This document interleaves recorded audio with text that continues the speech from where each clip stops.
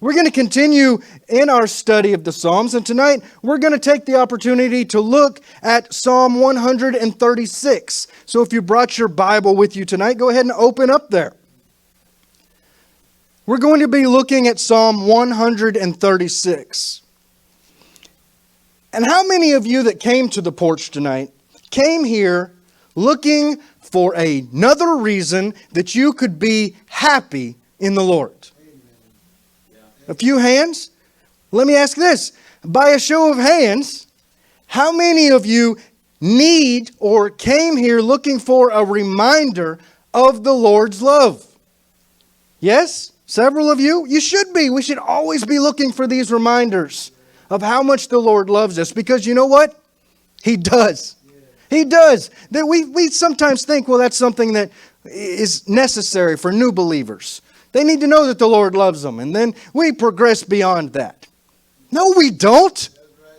That is the gospel message. That is everything that we need in life. The Lord's love. And we need to continue to remind ourselves of this. We need to continue to open up His Word, to study His Word, and to be reminded of how much He does love us. He does. He loves us more than you'll ever know. More than you will ever know. So if you didn't already know it when you walked in here tonight, let me encourage you by telling you this. You are special to the Lord. You are loved by the Lord. That is a truth. That is a truth. And we need these type of reminders. So tonight, that's where we're going to focus. That's what we're going to look at. If you came here tonight looking for that type of a reminder, I think that you stumbled into the right place. I'm looking around the room and we're the same group of folks that come in here every single week. And we keep coming back for one reason and one reason only, right? It's that this is a Bible-believing church. A Bible-believing church. And as a Bible-believing church, we believe that every single word in the Word of God is inspired directly from the Lord for us. Every single word. We believe that. We know this. And through that word, through the psalm that we're going to be looking at tonight, Psalm 136, the Lord is eager to remind us that we have something undeniable. We have His love. Like Zach led us in worship and kept reminding us over and over again. We're going to continue to look at this tonight. We have His love. We have God's love on good days. We have God's love on bad days. We have God's love when we're standing on the mountaintops of life. We have God's love with us when we're struggling to make our way through those valleys. We have God's love with us all of the time. God's love is not just a feeling that passes away with time, but His love is something that endures forever. Forever. Now, by a show of hands, how many of you are reminded or are ready to be reminded through the Word of God of that love tonight? Yep, good. Well, then let's do it. Because what we're going to do is we're going to take a look at Psalm 136. And as we do this tonight, you will notice that there are 26 verses there. And they are broken up into a call and response type of format. A call and response type of format. Where the ending of each verse is the exact same. So what we're going to do is we're going to read through this together tonight. And as we go through this together, what I will do is I will read the first part of the verse, the call. And then together in unison, we will all complete the verse, the response. Are you ready? Can you do this? Are you ready? Are you excited? Get excited. Get excited about His love. Let's take a look at Psalm 136 tonight. Beginning with the first verse. It says, "Oh, give thanks unto the Lord, for He is good. For His mercy endureth forever. Oh, give thanks unto the God of gods, for His mercy endureth forever. O give thanks to the Lord of lords, for his mercy endureth forever. To him who alone doeth great wonders, for his mercy endureth forever. To him that by wisdom made the heavens, for his mercy endureth forever. To him that stretched out the earth above the waters, for his mercy endureth forever. To him that made great lights, for his mercy endureth forever. The sun to rule by day, for his mercy endureth forever. The sun to rule by day, for his mercy endureth forever. The moon and the stars to rule by night, for his mercy endureth forever. To him that smote Egypt in their firstborn, for his mercy endureth forever. And brought out Israel from among them, for his mercy endureth forever. With a strong hand and with a stretched out arm, for his mercy endureth forever. To him which divided the Red Sea into parts, for his mercy endureth forever. And made Israel to pass through the midst of it, for his mercy endureth forever. But overthrew Pharaoh and his host in the Red Sea, for his mercy endureth forever. To him which led his people through the wilderness, for his mercy endureth forever. To him which smote great kings, for his mercy endureth forever. And slew famous kings, for his mercy endureth forever. Sihon, king of the Amorites, for his mercy endureth forever. And Og, the king of Bashan, for his mercy endureth forever. And gave their land for an heritage, for his mercy endureth forever. Even an heritage unto Israel his servant, for his mercy endureth forever. Who remembered us in our low estate, for his mercy endureth forever. And hath redeemed us from our enemies, for his mercy endureth forever. Who giveth food to all flesh, for his mercy endureth forever.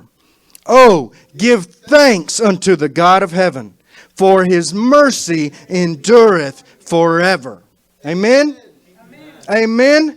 For his mercy endureth forever.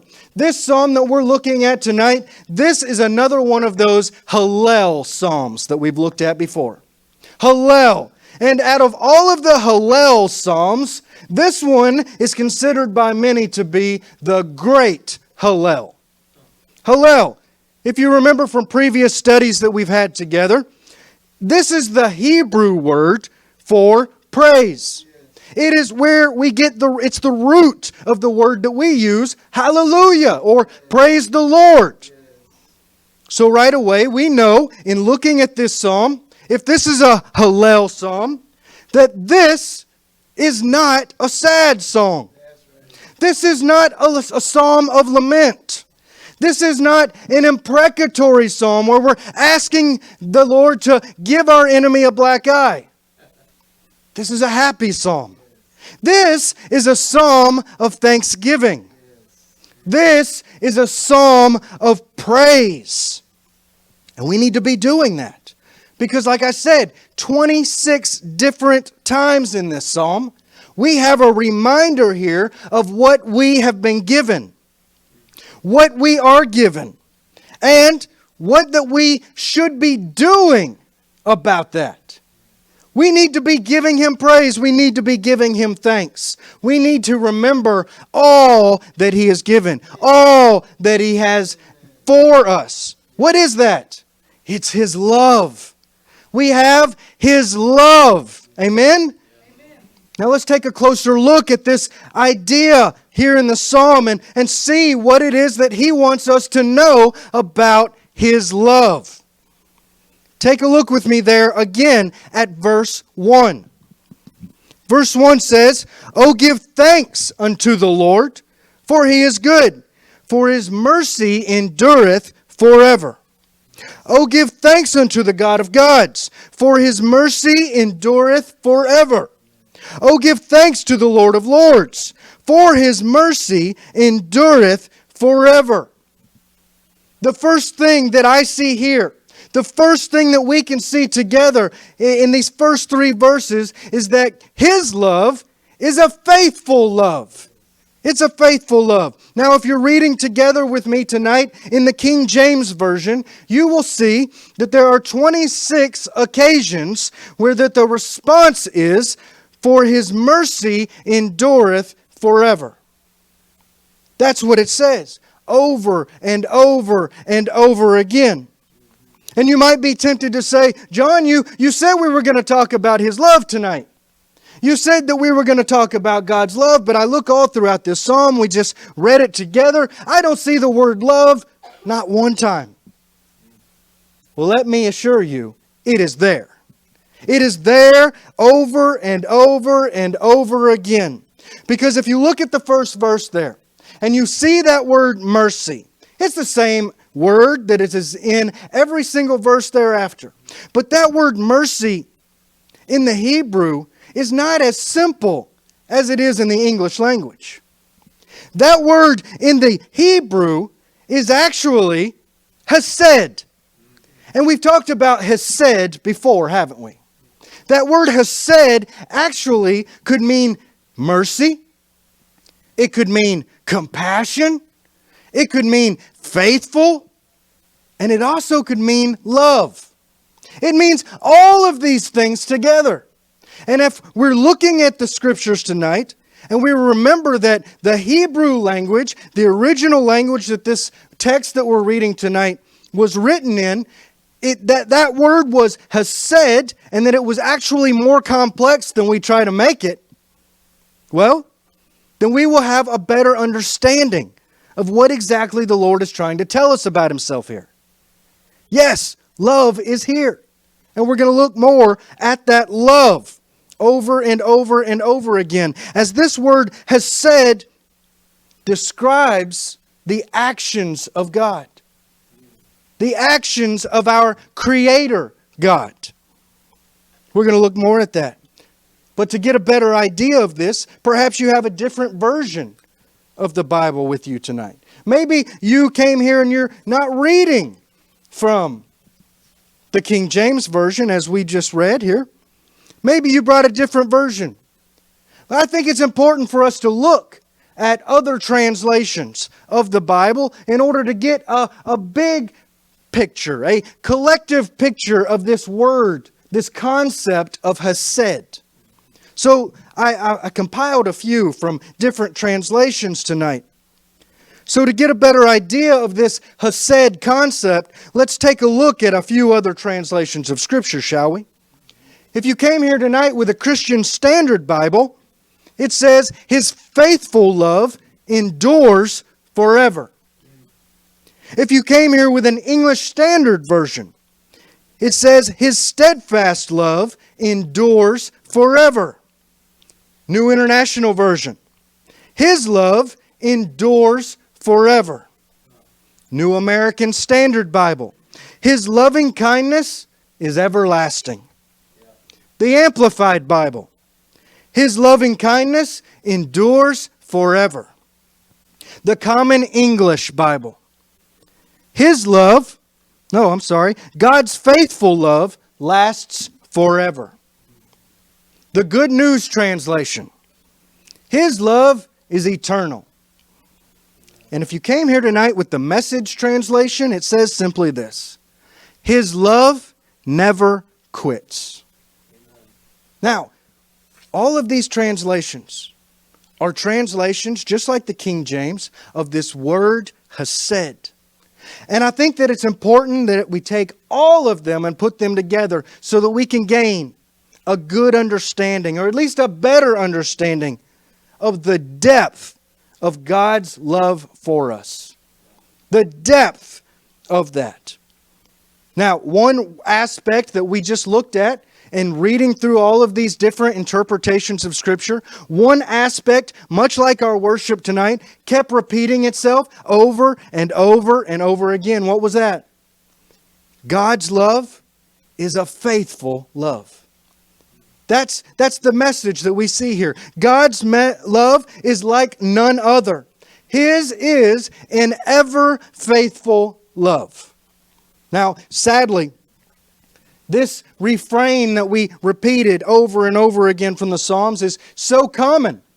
We hear about God's love, so much so that it becomes easy for us to allow our eyes to just gloss over and to overlook this idea.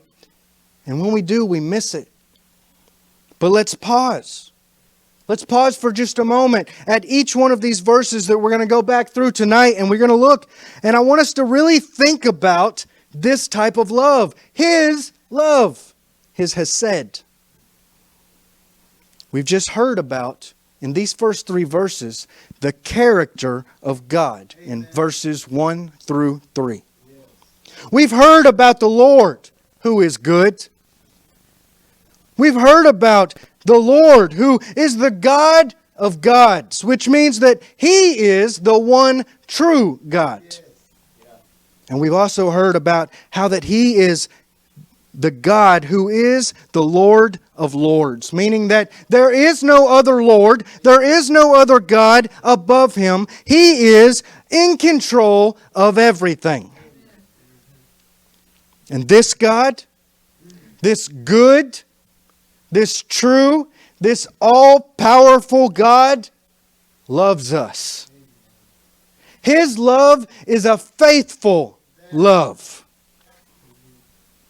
So, though this word that we look at tonight, this word hesed, though this type of a word for love might be foreign or strange to you, or though this word is one that maybe you've talked about, maybe you've studied before, well, don't allow it to grow dull or boring when you hear it or when you look at it, when you read it.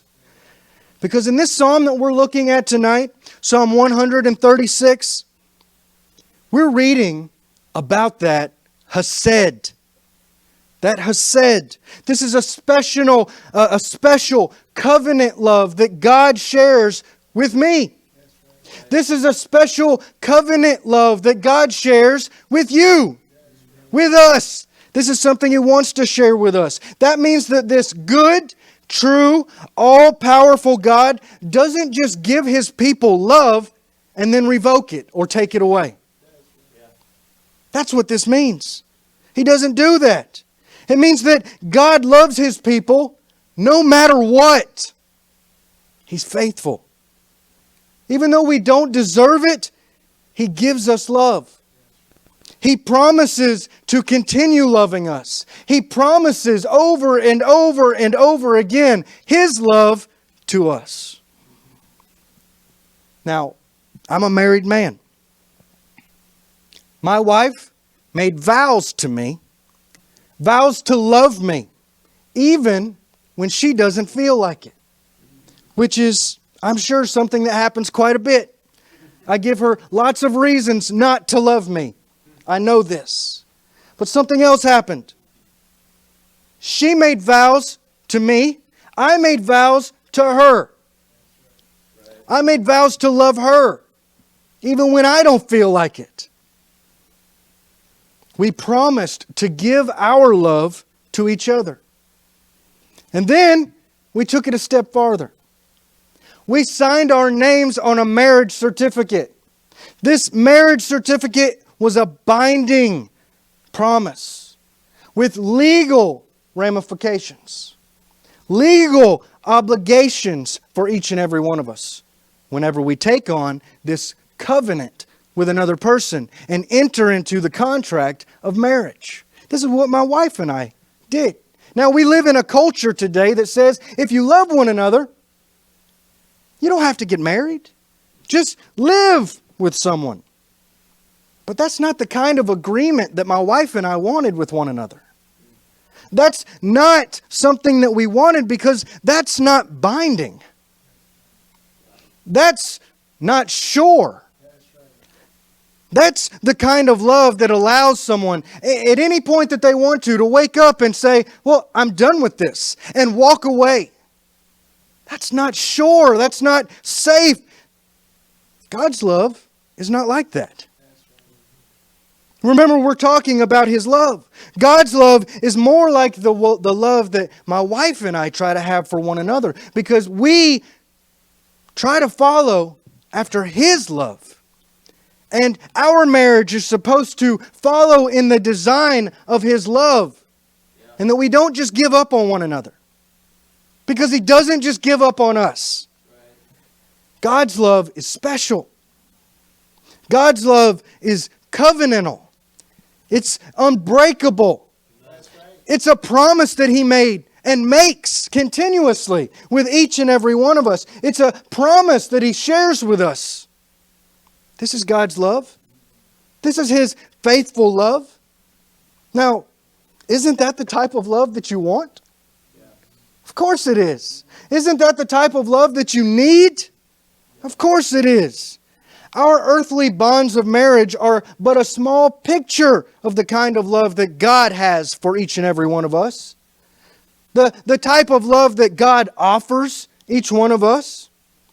His love is lasting. His love is safe. His love is a faithful love. And you know what else? His love endures forever. Take a look with me now at verse 4. Verse 4 says, "To Him who alone doeth great wonders." What do you mean here? To Him alone? Well, remember, we're following this same model that we began with in the first 3 verses. Give Him thanks.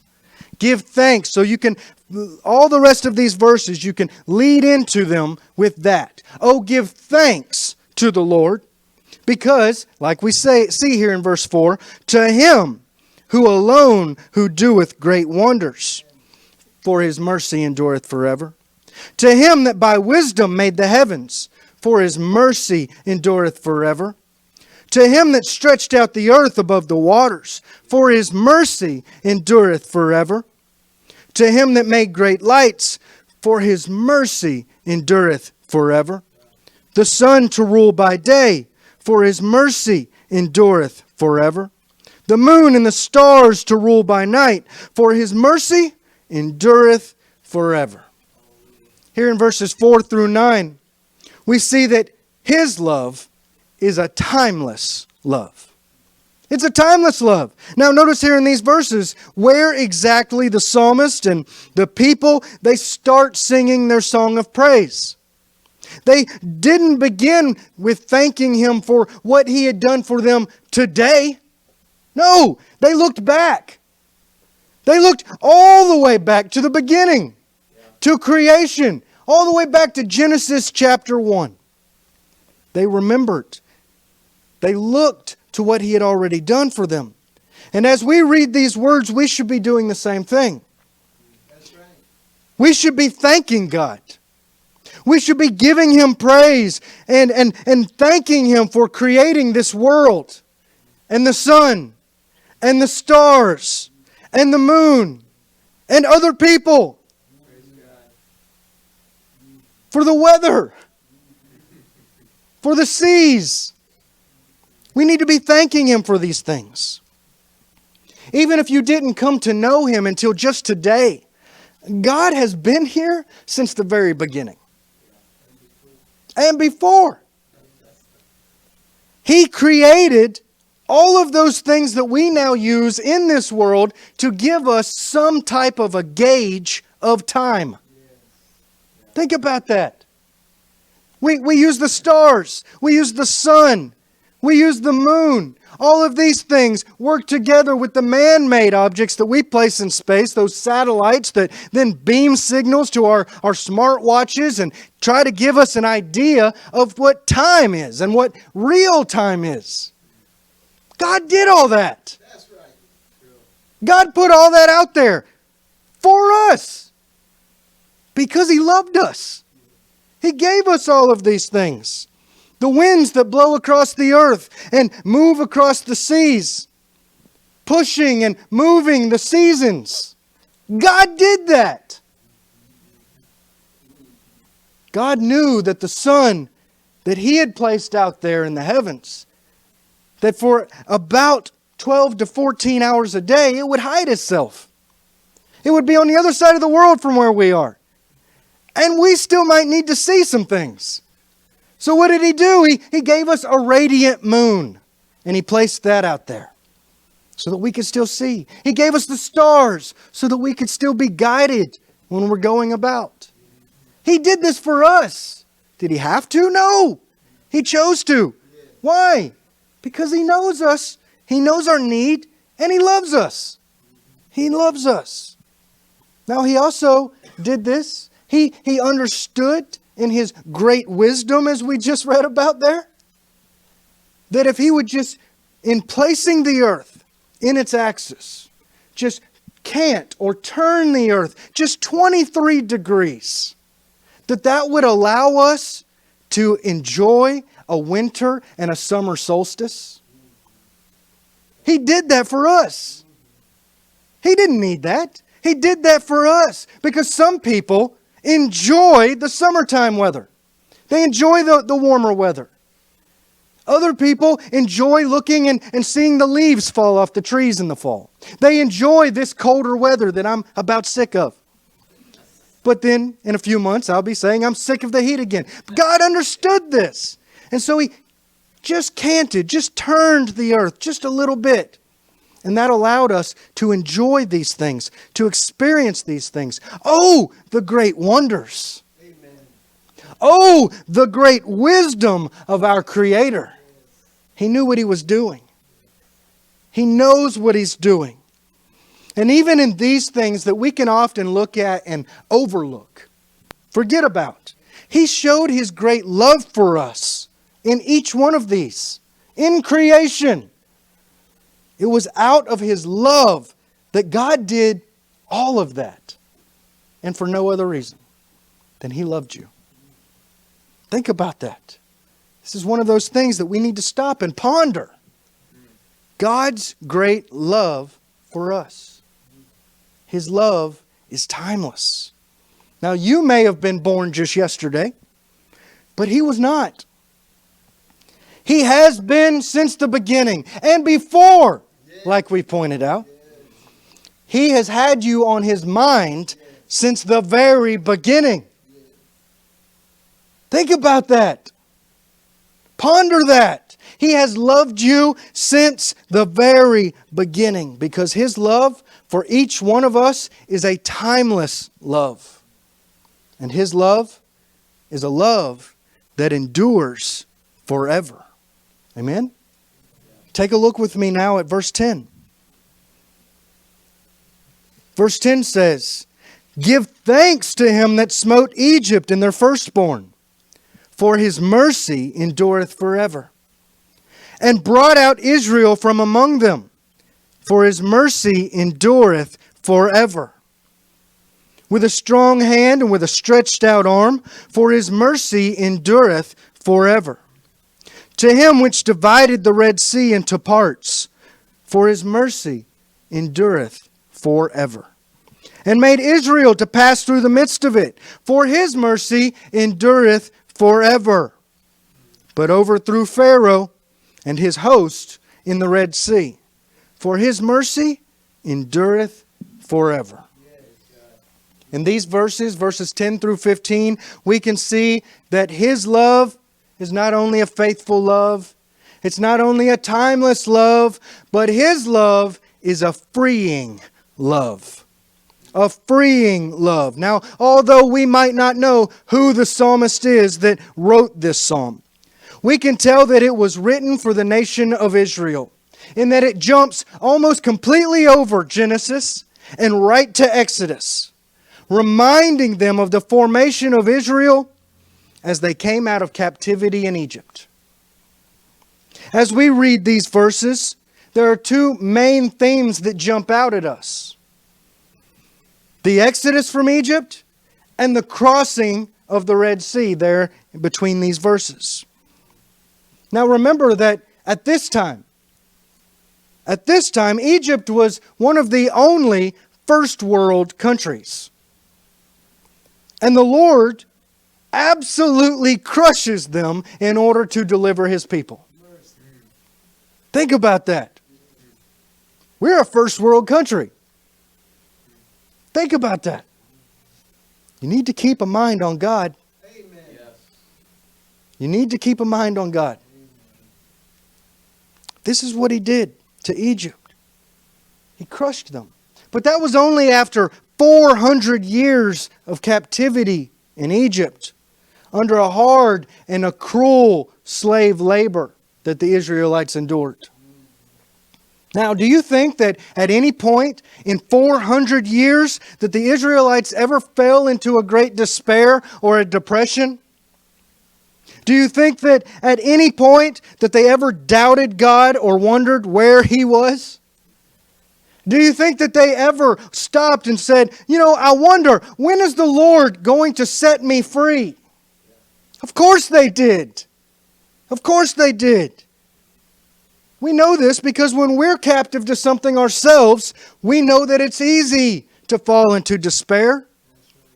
It's easy to get depressed. It's easy for us to get down. When you're tied up by a boss or a co-worker that is cruel to you, or by a sickness that you just cannot shake, or by an addiction or to alcohol or drugs, or even bitterness that seeks to keep you and trap you so deep that you don't think that you're ever going to be able to break free. It's easy for us then to begin to feel down and hopeless. But even at these times, God doesn't love you any less. He does not love you any less. Now, even in the captivity or the enslavement, even though that captivity or that enslavement is even of your own fault or your own doing, God still loves you. This is important for us to understand, because a lot of people seem to believe that the moment that I mess up, the moment that I blow it, the moment that I go and get myself trapped in something that I shouldn't have been in and I knew better, God's going to be done with me. God's going to quit loving me. But that's not the case. That's not who God is. God still loves you. Amen. He still loves you. And we can know that He loves us because He took every bit of anger that He felt at our sin and He cast it all on His Son, Jesus. And Jesus took and suffered and died in order to free us from that sin. And the cross is all the proof that we need that God loves us, that His love is for us. Our God did all of this for us. Amen? Yes. This should make us excited. This should get us pretty excited. Now, for the Israelites, God supernaturally freed the Israelites from their bondage. He did this by sending plagues on the Egyptians and striking down the firstborn, as we see here in our text. And then He goes even farther to drowning this great Egyptian army in the Red Sea. Our God did this. Our God did the seemingly impossible in order to prove His love for His children. Our God did this. His love did this. And just like those early Hebrews, standing before a great sea of water and believing that they had been forgotten by God, that they had maybe been abandoned by God. It's sometimes a real temptation for us to believe that God somehow loves us less when we're trapped by our own sins, or when life seems to not be going very well for us. It's easy for us to fall into that temptation or that trap. It's just as much a temptation to believe that when God finally does come through and does deliver us, that it's because we somehow did something right and now God can really love us. But we couldn't be farther from the truth. That's right. This isn't how it works. We can't earn God's love. We will never earn God's love. God's love is freely given. It's freely given to us, and it's a love that remains, again, no matter what. No matter what. His freeing love is a love that endures in both captivity and in our deliverance. We cannot earn it, but He gives it to us anyway. His love frees us from our every shackle. His love frees us from every chain. His love is a freeing love, and His love endures forever. Look now at verse 16. Verse 16 says, "Give thanks to Him which led His people through the wilderness, for His mercy endureth forever." Now verse 16 stands alone tonight as a reminder that His love is not only a faithful love, not only a timeless love, not only a freeing love, but His love is a shepherding love. His love is a shepherding love. What I want us to look at, what I want to point out here, is that God took the Israelites out of Egypt and then to Sinai. And from Sinai, He took them all the way to the border of the Promised Land. But it was because of their unbelief and their rebellion and their attitude all along the way that they had to spend the next 40 years wandering around and around and around like lost sheep in the wilderness. Now, let's be clear about this, because I feel that there is often a group of people that reads casually through the great Exodus. And they come across something like this. And they begin to say things like, well, God stopped loving His children. He stopped loving those Israelite people because He made them wander around. He didn't give them what He had promised them. But that couldn't be farther from the truth. God did not stop loving His people. God has never stopped loving His people. Like I said, the exact opposite is true. The problem was that they had a wandering love for Him. That's what it was. Remember that Israel gradually began wandering away from the Lord. They began wandering in their hearts when they began desiring those flesh pots back in Egypt more than just being appreciative of the manna that God gave them from heaven every single day. Their hearts, their spirit kept wandering when they go to Aaron and say, build us a golden calf, build us a God that we can worship. When the God, the one true God, was just on the mountain at that very moment speaking with Moses. They wandered farther and farther and farther from the Lord. It was through their murmuring and their complaining that they wandered. Through their unbelief, they wandered. And the truth is that it was because of Israel's own wandering spirit that for many of them, they would die on their feet wandering because of that wandering spirit. Now, we could look and point fingers and say, well, those stupid Israelites, those stupid wanderers. But if we're being honest with one another tonight, we aren't much different than those Israelites, are we? Amen. We too are prone to wandering. We too stray from the feet of our great shepherd. We too are guilty. But that doesn't mean that our God's love for us ever stops. When we wander, He still loves us. In the Luke chapter 15 parable of the prodigal, I love this story. It's probably one of my favorites because I was a prodigal. Many of us were, but There in that Luke chapter 15 parable of the prodigal, we're given a beautiful picture of our Heavenly Father who goes out onto the front porch every single day, looking at the horizon, waiting for the moment that He could see His lost child coming back home.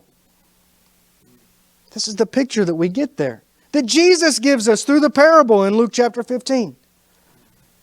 Now, why does He go out there and do this?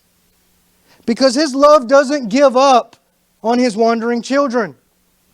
His love doesn't give up on those that wander. He still longs for the ability to give them a long, loving hug and to welcome them home. My God loves a wanderer. If you serve the same God, He loves a wanderer. Think about this. Have you ever seen a missing persons poster posted at a grocery store somewhere? I don't see it so much anymore. When I was younger, it used to be the thing. You'd go to the grocery store and you'd see missing children plastered all over the windows. How do you think these posters got there? Many times it's the family of the missing person that goes and puts these posters up. It's the family of the missing person.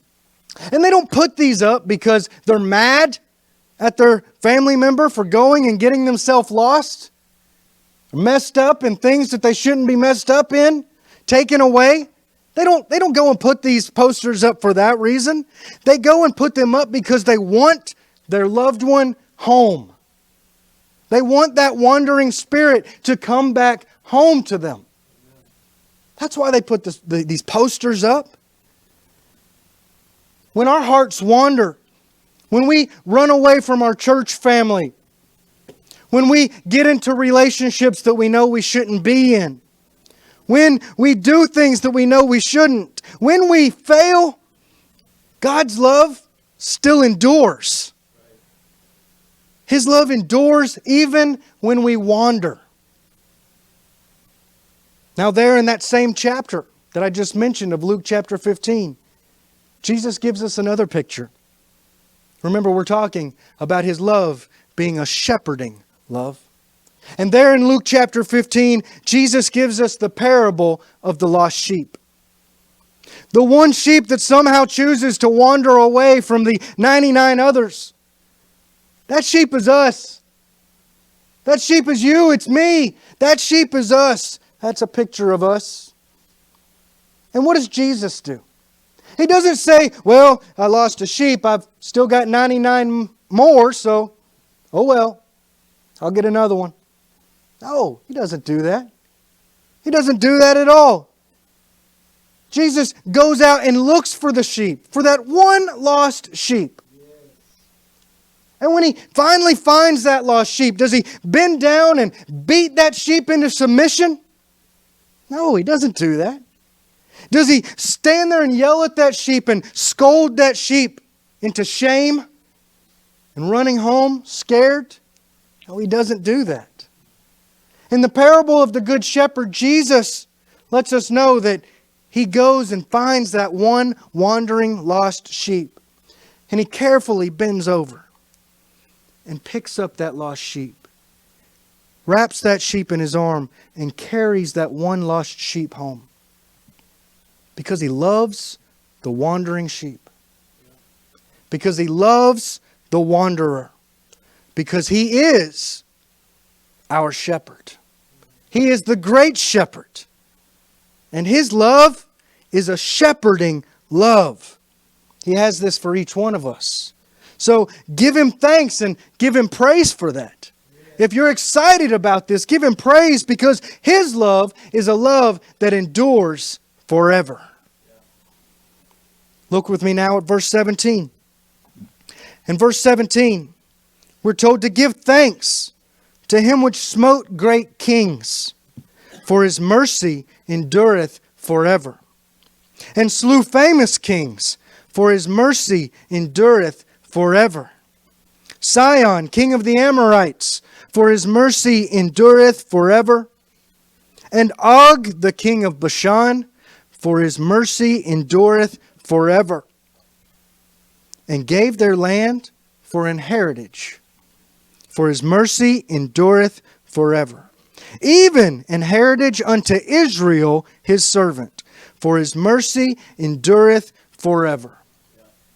Not only is his love a faithful love, a timeless love, a freeing love, or a shepherding love, but his love is a shielding love. We need to understand this. As these ancient Israelites wandered the wilderness, they encountered hostile kings and enemy armies all along the way. But when they did, they rejoiced. Because even in the face of aggression, God's children knew that God's love endured through it all. It was always going to be there for them. Now, you can read the story there in Numbers chapter 21 about how that the Lord delivered his people from Sihon, from Og. I'll give you a brief summary of that if it's been a while since you studied the book of Numbers. But there, Moses had to lead his people through the Amorite lands.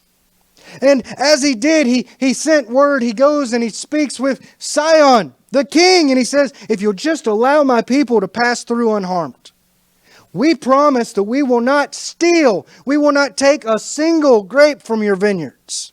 We will not drop a single bucket down into your wells in order to drink, if you will just allow us to pass through. But the king, Sihon, he was an evil king. And he led his great army to attack the people of Israel.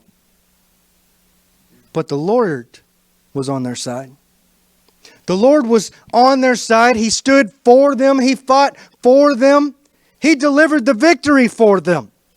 And not only did he completely wipe out those people, but then he gave their lands to the Israelite people as a prize. Now, what is the lesson here? When people attack and hurt you unfairly, God can use that for your good. Why? Because he loves you with a shielding love. Amen? When the Israelites sang of God's victory there in verse 19 of this psalm, it reminded them of God's love for them in the past. And as we look at verse 20, we can look at that and we can recite that verse and know that God defeated the enemy king Og there in Bashan. And we can know that God's love is for us today as well. Amen. That God's love is always for us.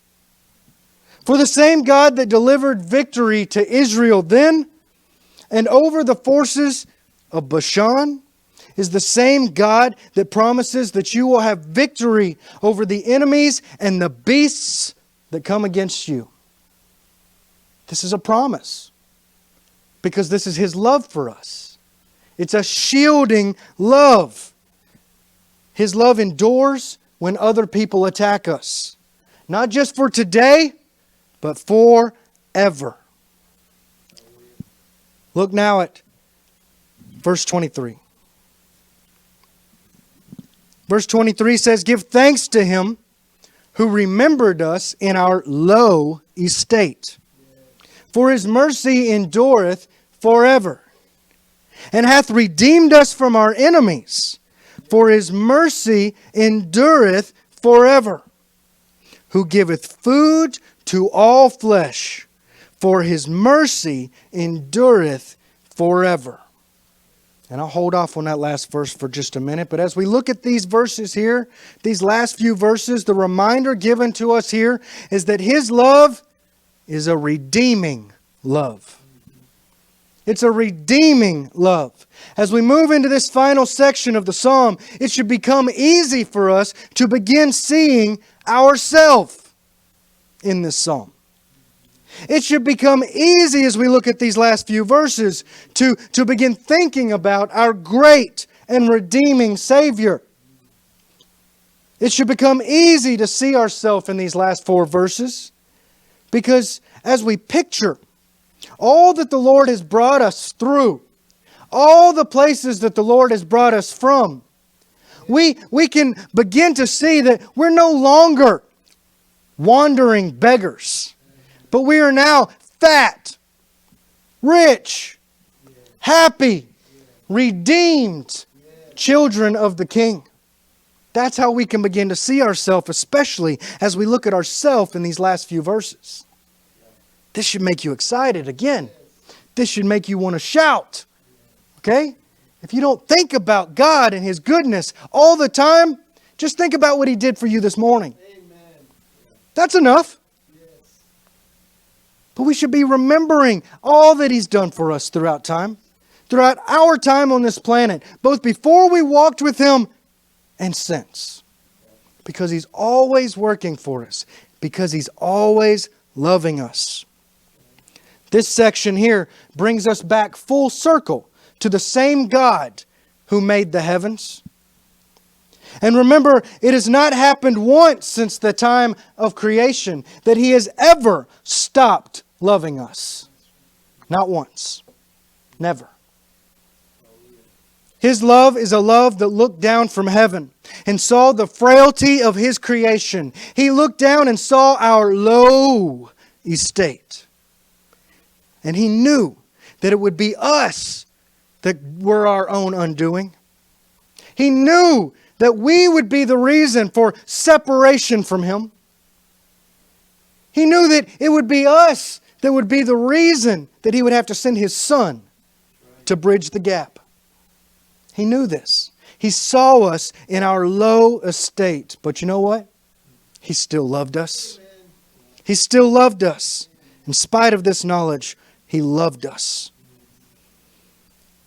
His love is a love that looks down upon our needs. And even when we see no possible way of these needs ever being met, He's the God who says, even the birds of the air, they'll never go without what they need. I'm not going to forget about you. Every need that you have, every need, I'll meet. That's our God. He loves us. Every time you've been hungry, He's fed you. Might not have been what you wanted at that time, but you ate. He clothes you. He provides for you. This is who our God is. This is His love. He loves us. His is a love of provision. His is a love that is always providing for our needs. And even though we might not pay attention or give Him the due credit for everything that we have in life, even in our ingratitude, He still loves us. He still loves us even though we might not stop and say, thank you, Lord. He still loves us. His love is a love that has seen our every sin. Our every slip, our every failure. His love is a love that felt the sting of betrayal every single time that we chose to return to that pig pen in Luke chapter 15. Every single time. His love is a love that endures the pain of the cross. Every single time that through our actions of selfish ambition, we choose to nail Him back there. When we live our lives as though we don't need Him, He feels this pain. And yet, He still loves us. He still loves us. His is a love that endures those sins, but it's also a love that endures the shame of those sins. Even those sins that we bring upon ourselves, the shame that we bring upon ourselves, He endures all of that. Why? Because He is a redeeming God. And He has a redeeming love for each and every one of us. His love is the redeeming love like that of Hosea, who is willing to go out and to rescue his love, Gomer, who goes out whoring after the pleasures of the world. We are Gomer. He loves us. He loves us. If you haven't ever taken an opportunity to read the story of Hosea, I encourage you to. It's wonderful. And it's a picture of us and our Savior. This is the way that He loves us. He loves us with a redeeming love. Do you not see that? Do you not get excited by this? You should. You should get excited about this because of His redeeming love. And it is a love that endures forever. Now, we praise a lot of things. And we praise a lot of people in life. People and things that do nothing to earn our praise. Amen. To earn our thanks. Amen. He has. Yes. We need to be giving Him all of our praise. Yes. All of our thanks. Don't you think that His love deserves this type of praise? Don't you think that His love deserves all of the hesed? His hesed deserves all of our attention. This merciful love like that deserves all of our praise. And remember, I said we'd come back to that last verse. And this is when I want us to do that. Because if you feel this way, like His praise, or the things He does for us, His hesed, His great love for us deserves praise, yes, then take a look at verse 26. And once again, all together, I want us to read this 26th verse. And then I want you to give Him some praise and give Him some thanks for all that He does, for all that He's done because of His great love. What's verse 26 say? Verse 26 says, "Oh, give thanks unto the God of heaven, for His mercy endureth forever." Amen? Dear Heavenly Father, we thank You, Lord, for this time together.